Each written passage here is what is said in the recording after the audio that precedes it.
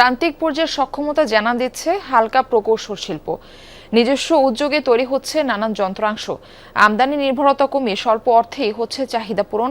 কৃষি যন্ত্র, গাড়ির ইঞ্জিন, প্যাকেজিং, মেশিন, মিক্সার তৈরি যন্ত্র, শীট কাটা সহ উৎপাদন হচ্ছে বিভিন্ন পণ্য। কিন্তু বিদ্যুৎ সংকটে ব্যাহত হচ্ছে এসব শিল্পের উৎপাদন। একই সাথে স্বল্প সুদে অর্থ প্রাপ্তির নিশ্চয়তায় এই খাতের প্রসারে অন্তরায়। উদ্যোক্তারা বলছেন, প্রতিযোগিতা সক্ষমতায় টিকে থাকতে হলে প্রয়োজন প্রযুক্তির ব্যবহার। ক্ষুদ্র ও মাঝারি শিল্প নিয়ে 2 পর্বের রিপোর্টের আজ শেষ পর্ব। তানভীর মুর্শিদের ছবিতে রিমন রহমানের রিপোর্ট। সিলন টি রপ্তানিতে শীর্ষে। কর্মক্ষেত্রে পদে পদে আছে ঝুঁকি, তবে ঝুঁকিকে সঙ্গী করেই হচ্ছে উদ্ভাবন, একাগ্রতা এবং সৃষ্টির তাড়নায় তুচ্ছ সবকিছু। সফলতা এসেছে প্রাণচাঞ্চল্য। বলছি হালকা প্রকৌশল শিল্পের কথা। দেশের বেশ কয়েকটি অঞ্চলে নীরবে বড় জায়গা তৈরি করে নিয়েছে এই শিল্প। একদিকে ছোট বড় শিল্প কারখানার যন্ত্রাংশ যেমন মেরামত করা হয়, অন্যদিকে তৈরি করা হচ্ছে নতুন নতুন যন্ত্র। উত্তরাঞ্চলের পাবনার লাইট ইঞ্জিনিয়ারিং শিল্পের প্রায় 100 বছরের ইতিহাস। এটি মূলত ক্ষুদ্র ও মাঝারি শিল্প ভিত্তিক, যা যন্ত্রপাতি, কৃষি প্রক্রিয়াকরণ যন্ত্রাংশ এবং অটোমোবাইল ডেকোরেশন পার্টস তৈরিতে বেশ পরিচিত।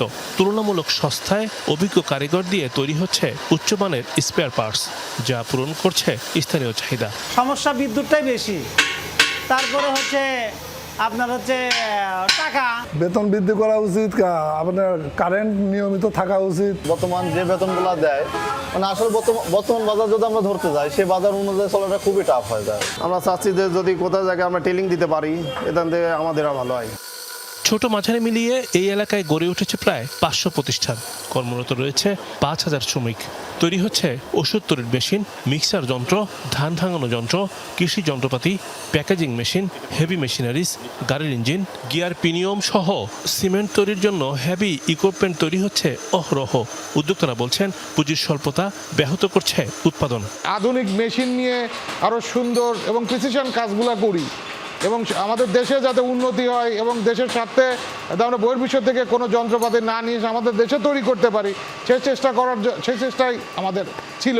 এখন নতুন টেকনোলজি আসছে মানে পৃথিবীতে, এইসব টেকনোলজিগুলো তো আমাদের এখনো আসে নাই। কিছু কিছু ওয়ার্কশপে 2-1 আছে যারা হয়তো এই সমস্ত মেশিনপত্রগুলো নিয়ে আসছে, কিন্তু এইগুলো যদি সার্বিকভাবে যদি সরকারি সহযোগিতা থাকে বা করে যদি, তাহলে পরে আমাদের এই ওয়ার্কশপগুলো আরও সুন্দর এবং আরও উন্নত মেশিন তৈরি করতে পারবে। বিদ্যুৎ স্বল্পতায় বাধাগ্রস্ত হচ্ছে সার্বিক কর্মকাণ্ড। পাশাপাশি দক্ষ শ্রমিক তৈরির জন্য দরকার প্রযুক্তি বান্ধব প্রশিক্ষণ। সহজ শর্তে ঋণ কার্যক্রম শুরু করেছে এসএমই ফাউন্ডেশন। এখানে কর্মসংস্থান সৃষ্টি হচ্ছে, আঞ্চলিক অর্থায়ন, অর্থনৈতিক উন্নয়ন হচ্ছে, এতে করে কিন্তু মানুষেরও কিন্তু জীবনযাত্রার মান উন্নয়ন হচ্ছে। এটা সার্বিক ইকোনমিতে একটা পজিটিভ ইম্প্যাক্ট করছে। ওদের কি যে পুঁজি, প্রযুক্তি, ওদের উদ্যোক্তা এবং ওদের কর্মীদের দক্ষতা সক্ষমতা বৃদ্ধি করা যায়, ওদের প্রোডাক্টগুলো যদি সারা দেশে দেশি বিদেশে বিপণনের ব্যবস্থা করা যায়, তাহলে কিন্তু এই ক্লাস্টারটা আগামী 5 বছর কিন্তু অনেক বড় ক্লাস্টার হয়ে যাবে। এলাকাভিত্তিক এসব উৎপাদন ব্যবস্থা টিকিয়ে রাখতে টেকসই কর্মপরিবেশ নিশ্চিত করা জরুরি।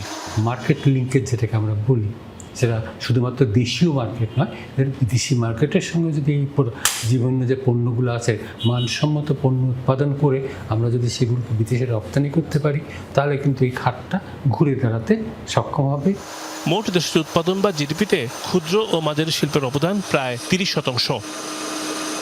সম্ভাবনাময় শিল্পের মধ্যে অন্যতম বড় নাম হালকা প্রকৌশল শিল্প। পাবনার মতো সারা দেশে এই খাতে নিয়োজিত রয়েছে প্রায় 30 লাখ মানুষ। প্রযুক্তি, বিদ্যুৎ এবং বিনিয়োগের সুব্যবস্থা করা গেলে এই খাতই হতে পারে আমাদের রপ্তানির অন্যতম বড় উৎস। রিমন রহমান, যমুনা নিউজ, পাবনা।